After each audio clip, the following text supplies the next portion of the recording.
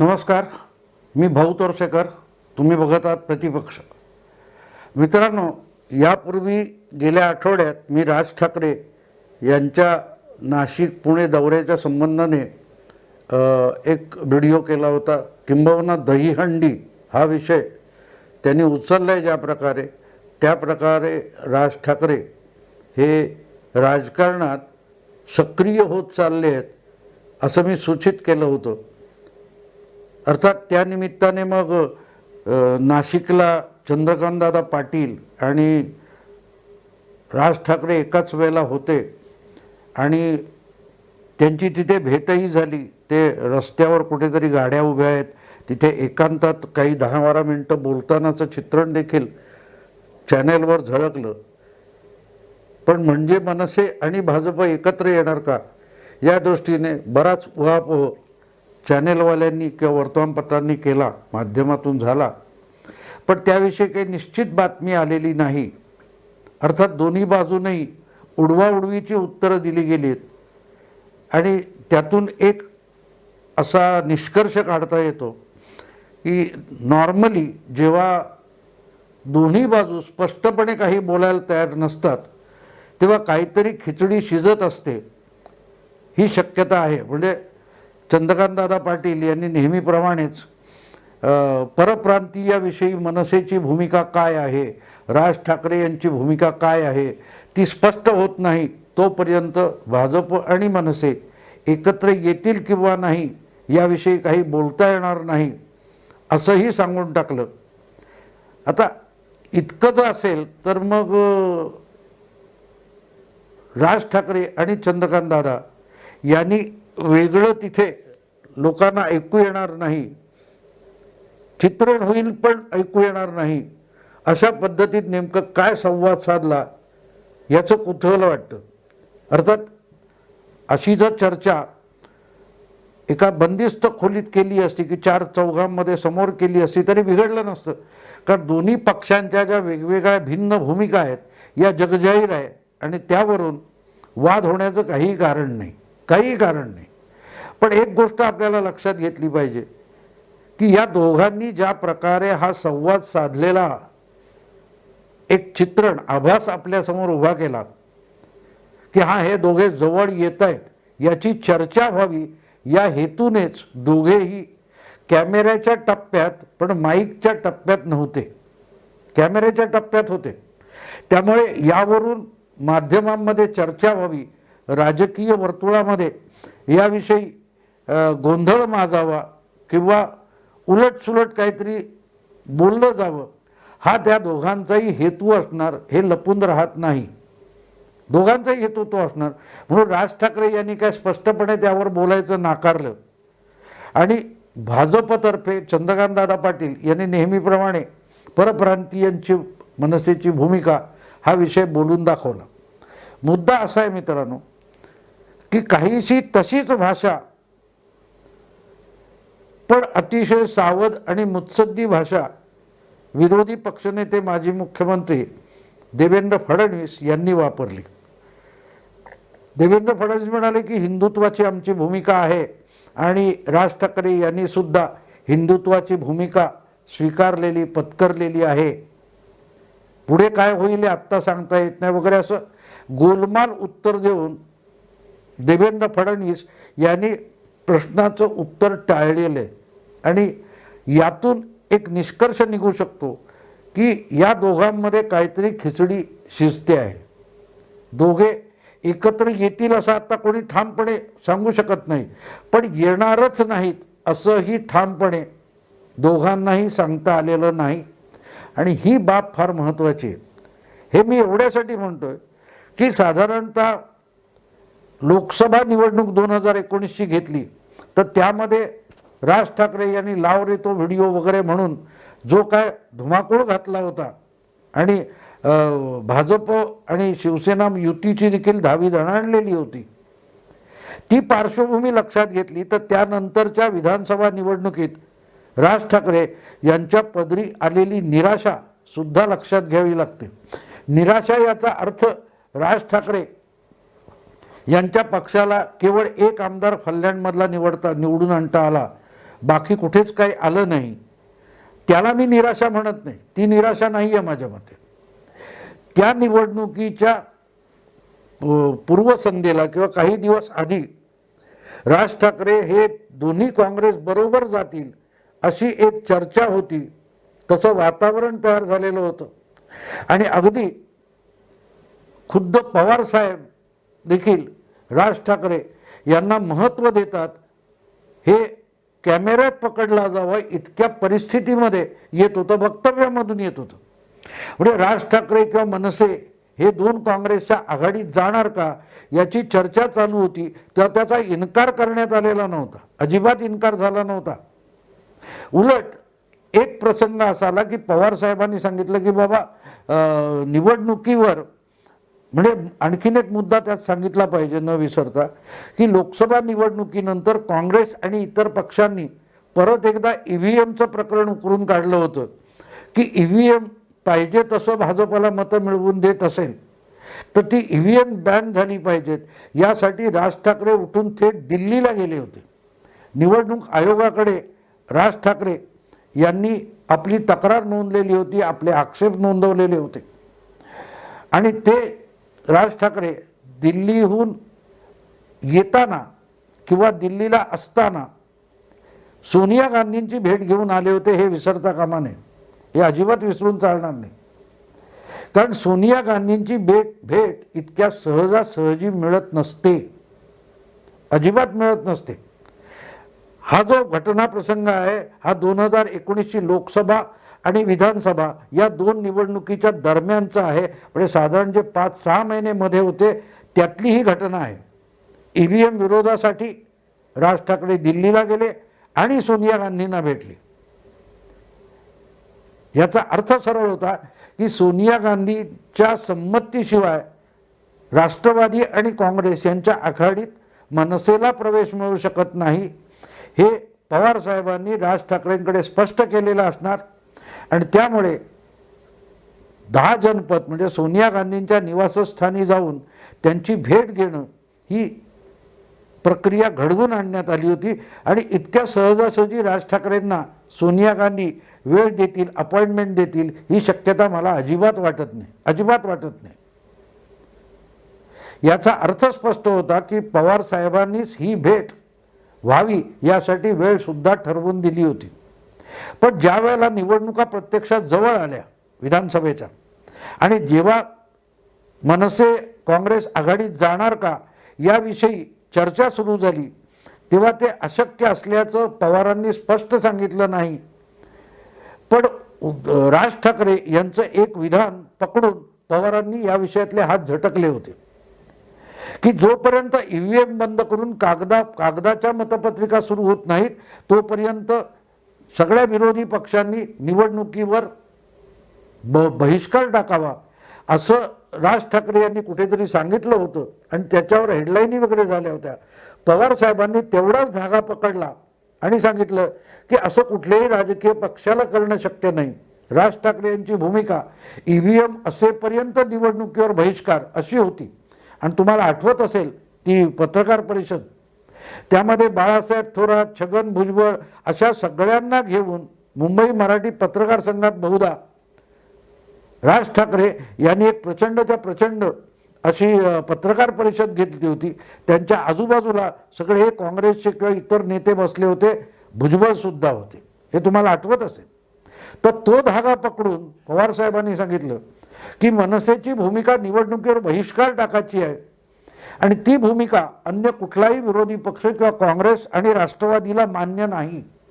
सबब आम्हाला राज ठाकरेंना सोबत घेणं अवघड आहे. पण उघडपणे राज ठाकरे येत आहेत का याचं उत्तर पवार साहेबांनी दिलं नाही.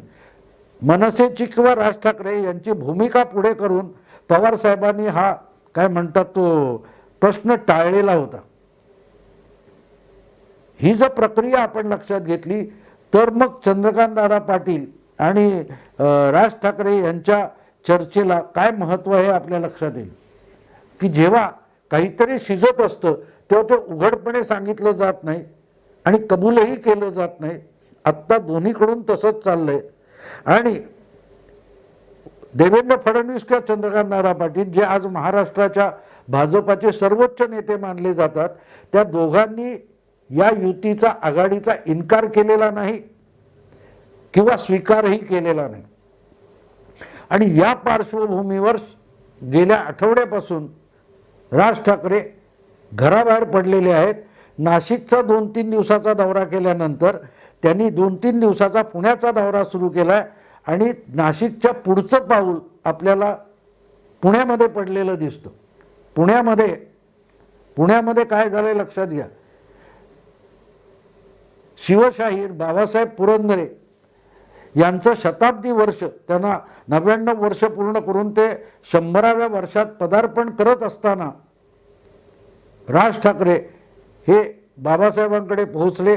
त्यांना सन्मानपूर्वक पगडी देऊन, शाल पांघरून त्यांचा सत्कार त्यांनी केला. ही बाब अतिशय महत्त्वाची आहे, अतिशय महत्त्वाची आहे की वास्तविक अशी संधी आज महाराष्ट्राचे मुख्यमंत्री असलेले उद्धव ठाकरे यांनी साधायला हवी होती. पण त्यांची आज अडचण आहे. बाबासाहेब पुरंदरे हे एकूणच संभाजी ब्रिगेड आणि त्यांची काय ती जन्मसंस्था किंवा काय म्हणाल तुम्ही, घराणं जे आहे ते राष्ट्रवादीतून आलेलं आहे आणि ते बाबासाहेब पुरंदरेंचे कडवे विरोधक आहेत. आणि त्यामुळेच उद्धव ठाकरे यांना राष्ट्रवादीला दुखावून किंबहुना संभाजी ब्रिगेडला दुखावून बाबासाहेब पुरंदरेंच्या सन्मानासाठी जाता येत नाही.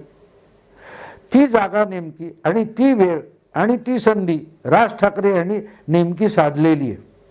हा एक भाग झाला. आता आपण राजकारणाकडे बोलू. राजकारणामध्ये आपण बघितलं तर असं दिसतं की राज ठाकरे यांनी बऱ्याच दिवसांनी अतिशय स्पष्टपणे राजकीय भूमिका घ्यायला सुरुवात केली आहे. उद्धव ठाकरे यांचं सरकार स्थापन झालं आणि शपथविधी झाला, त्या व्यासपीठावर सुद्धा राज ठाकरे गेलेले होते त्यांचं अभिनंदन करायला. पण तेव्हापासून त्यांनी अतिशय सावधपणे या सरकारवर कुठलीही कठोर टीका करायचं टाळलेलं होतं. येता जाताना टोमणे मारणं, फटकारे मारणं हे केले, पण स्पष्टपणे सरकारच्या विरोधातली ठाम भूमिका राज ठाकरे यांनी घेतलेली नव्हती. हा, त्यांच्या पक्षाचे इतर नेते आहेत, बाळा नांदगावकर असतील किंवा संदीप देशपांडे असतील, यांनी सरकारच्या विरोधात भूमिका अनेकदा लॉकडाऊन असो किंवा वेगवेगळे निर्बंध असो त्यावेळेला घेतलेली आहे. पण राज ठाकरे यांनी कटाक्षाने या गोष्टी टाळलेल्या आहेत. अगदी काही प्रसंग असे सांगता येतील की मला वाटते PMC बँकेचे ठेवीदार असतील किंवा अनेक शिक्षक असतील, पालक असतील, असे जे तक्रारी घेऊन राज ठाकरे यांच्याकडे गेले तेव्हा त्यांनी सरकारवर, उद्धव ठाकरे सरकारवर टीका करण्याचं टाळलेलं आहे, कठोर भाषेत बोलायचं टाळलेलं आहे. पण मी मुख्यमंत्र्यांशी बोलेन आणि ह्या विषयात काय करता येईल चांगलं त्याचा उपाय काढण्याचा प्रयत्न करीन, अशी सौम्य भाषा वापरलेली होती. पण पुण्यात गेल्यानंतर राज ठाकरे यांची भाषा बदललेली दिसते आणि बदललेली याचा अर्थ ती अधिकाधिक कठोर आणि सरकार विरोधातली राजकीय भाषा होताना दिसते. आणि म्हणून त्यांनी पुण्यात उच्चारलेलं पत्रकार परिषदेतलं एक वाक्य मला फार खटकलं किंवा नजरेत आलं. खरं तर त्याच्यावर माध्यमातून चर्चा व्हायला पाहिजे की या सरकारला लॉकडाऊन आवडतो, लॉकडाऊन आवडे सर्वांना, असं त्यांनी कोण गेले पुस्तक आहे ना, दुष्काळ आवडे सर्वांना, तसं लॉकडाऊन आवडे सर्वांना अशी आजची परिस्थिती आहे, असा बोचकारा किंवा फटकारा राज ठाकरे यांनी पुण्याच्या पत्रकार परिषदेत काढला आणि त्याला फार महत्त्व आहे. जवळजवळ 2 वर्षानंतर राज ठाकरे थेट राजकीय भूमिका घ्यायला लागलेले आहेत आणि आपली भूमिका या सरकारच्या विरोधात आहे. कारण या सरकारने सामान्य माणसाचं, मराठी जनतेचं नुकसान चालवलेलं आहे, महाराष्ट्राचं नुकसान चालवलेलं आहे. ही भूमिका राज ठाकरे आता घ्यायला लागलेले आहेत. अर्थात भाजपची ही भूमिका आधीपासूनची आहे, पण आपण आणि भाजप हे एका पारड्यात किंवा एका तागडीत मोजले जाऊ नये यासाठी राज ठाकरे कटाक्षाने त्या राजकीय टीका टिप्पणीपासून दीर्घकाळ बाजूला राहिलेले होते. पुण्यात त्यांनी ती अलिप्तता सोडलेली दिसते. लॉकडाऊन आवडे सर्वांना हे जे वक्तव्य आहे हे तेवढ्यासाठी महत्त्वाचं आहे की आता लॉकडाऊन आणि त्या निमित्ताने मनसे अतिशय कठोर भूमिकेत जाणार आहे. सरकारवर थेट टीका करण्यापासून कडाडून टीका करण्यापर्यंत मनसे वाटचाल करणार, याचा हा देण्यात आलेला सिग्नल आहे असं मी मानतो. आणि सिग्नल कशासाठी आहे? तो भाजपच्या जवळ जाण्यासाठी का? बिलकुल नाही. जे प्रमुख 4 राजकीय पक्ष आहेत त्यापैकी 3 एका बाजूला आहेत, त्यांनी सरकार बनवले आणि त्यांच्याशी जवळजवळ तुल्यबळ थोडीफार कमी मतं होतील असा भाजप, हे जे 4 पक्ष आहेत त्यांच्या पलीकडे आपण 5वा पक्ष आहोत. आणि आपण सत्तेबाहेर असलो किंवा आपले आमदार विधानसभेत नसले तरी आपणही तितके ताकदवान पक्ष आहोत. आपल्याला विधानसभेच्या किंवा महाराष्ट्राच्या राजकारणात स्पर्धात्मकरित्या उडी घ्यायची आहे, याचा दिलेला हा सिग्नल आहे. आणि अर्थातच यातून मग भाजप आणि मनसे जवळ येतील का हा विषय आपोआप पुढे येतो, आत्ता नाही येत. जो पक्ष राजकीय आखाड्यात नाही आहे त्याच्याशी तडजोडीचा प्रश्न येतच नाही. जसं आत्ता आपण गेल्या 2-2.5 वर्षामध्ये महादेव जानकर यांच्या पक्षाचं किंवा काय ऐकलेलं नाही, किंवा विनायक मेटे यांचा शिवसंग्राम किंवा सदाभाऊ खोत हे थोडं आधेमध्ये बोलत असतात. पण भाजप त्यांना जसा गृहीत धरतो तसं भाजपने आपल्याला गृहीत धरू नये याचीही काळजी राज ठाकरे घेताना दिसतात. आणि म्हणून मग त्यांनी अचानक स्पष्टपणे बोलता येणार नाही पण नेमकं बोट ठेवल्यासारखं लॉकडाऊन आवडे सर्वांना हे विधान केलेलं आहे. आणि ती मला असं वाटतं की तो मुहूर्त आहे. आता हळूहळू या निमित्ताने कुठल्या कुठल्या जागा पकडता येतील. मी तुम्हाला एक जागा सांगितली की बाबासाहेब पुरंदरे यांच्या शताब्दी निमित्त किंवा त्यांचा 100वे वर्ष लागलं असताना जाऊन त्यांचा सत्कार करणं, या जागा ज्या घ्यायला त्यांनी सुरुवात केली आहे त्याला अतिशय महत्त्व आहे. कारण येत्या काही दिवसामध्ये हळूहळू करत भाजप हा विरोधात असला आणि अगदी मुद्देसूद टीका करत असला तरी लोकांना जाऊन भिडणं जे असतं त्याला फार महत्त्व असतं. राज ठाकरे यांच्याकडे जनमानसाला जाऊन भिडण्याची क्षमता आहे, ती भाषा आहे, तो आवेश आहे, तो उत्साह आहे, ती इच्छाशक्ती आहे. आणि एकदा त्यांनी ती आपली हत्यारं बाहेर काढली, तर मग सत्ताधारी पक्षाला सळो की पळो करून सोडायला त्यांना वेळ लागणार नाही. भाजपचं ठीक आहे, भाजपला रोखणं म्हणजे जी काय एक जनमानस आहे त्यामध्ये भाजप हा मुद्देसूद किंवा अतिशय काय म्हणतात तत्वा विचार वैचारिक पातळीवर लढणारा पक्ष आहे. पण मैदानात उतरून झुंज देणं, यही जे म्हणतात की लाव रे तो व्हिडिओ, आणि राज ठाकरे यांच्या भाषणाला गर्दी लोटते, ते जर आपण लक्षात घेतलं त्यावेळेला तुम्हाला आठवतं की त्यांना आघाडीत घ्यायला काँग्रेस तयार नव्हती. पण त्याच काँग्रेसच्या उमेदवारांना राज ठाकरे यांनी लोकसभेला आपल्याकडे येऊन प्रचार करावा असं वाटत होतं. ही राज ठाकरे यांची ताकद आहे. आणि म्हणून एकदा त्यांनी हाही भूमिका ठाम घेतली आणि कठोर भूमिका घेतली की मग महाविकास आघाडीला भाजप विसरून मनसेवर अधिक लक्ष केंद्रित करावं लागेल.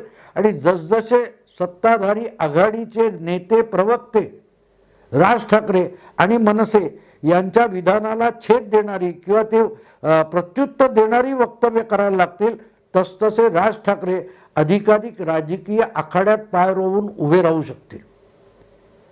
आज भाजप हा विरोधकांचा आवाज आहे, मान्य आहे, पण तरीही जितक्या आवेशात पुढे गेलं पाहिजे तितक्या आवेशात भाजप जात नाही अशी भाजपच्या अनेक लोकांची तक्रार आहे. त्यामुळे थेट भाजपचा जुना समर्थक किंवा असा नसलेला पण या सरकार विरुद्ध असलेला जो वर्ग आहे तो राज ठाकरे यांच्याकडे आकर्षित होऊ शकतो.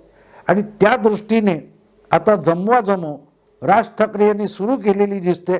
आणि त्याचाच परिणाम म्हणून किंवा त्याची सुरुवात नांदी म्हणून मी या एका वक्तव्याकडे बघतोय. अनेकांना आता पटणार नाही की ही अतिशयोक्ती वाटेल, राज ठाकरेंची ताकद काय असं वाटेल, पण तरुण वर्गामध्ये या नेत्याविषयी जे आकर्षण आहे, लक्षात ठेवा 1988 साली पवार काँग्रेसमध्ये गेले आणि त्यानंतर त्यांच्या मागे असलेला अँटी काँग्रेस तरुण वर्ग जो होता तो दुसरा नेता शोधू लागला आणि बाळासाहेब हे एकूण महाराष्ट्रात शिवसेना घेऊन गेले, ते त्या तरुणामुळे गेले. आणि तसा जो तरुण आहे की भाजप तितका आक्रमक नाही आहे, तर ज्या तरुणाला तिकीट वगैरेची भानगड नाही पण जाऊन झुंजायचं आहे, हा काय अन्याय अत्याचार चालू आहे, रोज उठून लॉकडाऊन, आमचे रोजगार गेले आहेत, दुकानं बंद पडलेली आहेत, धंदे बंद पडलेले आहेत, घरात चूल कशी पेटणाऱ्याची चिंता आहे, पोरांची फी कुठून भरणाऱ्याची चिंता आहे, पोरांना शाळा बंद आहेत, हे ज्या सगळ्या तक्रारी आहेत याच्याविषयी मैदानात उतरून धमाल उडवून देणारा जो पक्ष लोकांना पाहिजे तो भाजप नाहीये, ही वस्तुस्थिती आहे. भाजपची आंदोलनं निदर्शनं चालू आहे, पण खट्याक पद्धतीने जेव्हा मनसे मैदानात उतरेल तेव्हा काय होईल याची कल्पना करा. आणि तसा जेव्हा उतरेल तेव्हा हा सगळा तरुण जो आता नव्याने आपण असं म्हणू की 20च्या आसपास घोटाळणार आहे, पुढे 16-17 पासून 22-25 पर्यंतच्या वयोगटातला जो सैरभैर तरुण आहे त्याला आपल्याकडे खेचून घेण्याची कुवत असलेला नेता आणि त्यासाठी आवश्यक असलेली भाषा आणि भूमिका राज ठाकरे यांच्याकडे आहे.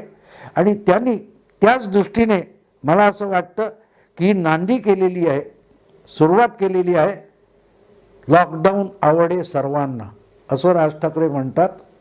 तेव्हा या लॉकडाऊनच्या विरुद्ध आता मी कंबर कसून उभा राहणार आहे याची त्यांनी केलेली घोषणा आहे.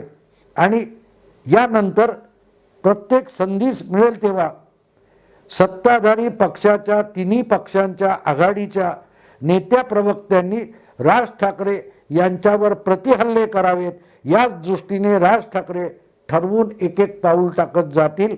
हे माझं भाकीत आहे. कदाचित मी चुकत असेन तर तसं होणार नाही, पण झालं तर काय होईल याची कल्पना करा. झालं तर काय होईल. आणि मग ज्या आवेशात राज ठाकरे आणि मनसे मैदानात असतील तेव्हा भाजपला जसं शिवसेनेची प्रांतीय भूमिका असताना सुद्धा शिवसेनेला जवळ घ्यावं लागलं, तसं भाजप मनसेला जवळ घेतल्याशिवाय राहणार नाही. पण दुधारी शस्त्र आहे. एका बाजूला हा वैफल्यग्रस्त तरुण आपल्याकडे खेचायचा आणि त्याच्या दबावाखाली भाजपला आपल्या जवळ येण्यास भाग पाडायचं, अशी कुठली तरी राजनीती मनसेने योजलेली असावी. बघू आपण पुढल्या काही दिवसात काय होतं, महिन्यामध्ये महापालिका निवडणुका येईपर्यंत. हा विषय तुम्हाला आवडला असेल लाईक करा, शेअर करा आणि प्रतिपक्षाला मित्रांनो सबस्क्राईब करा. नमस्कार.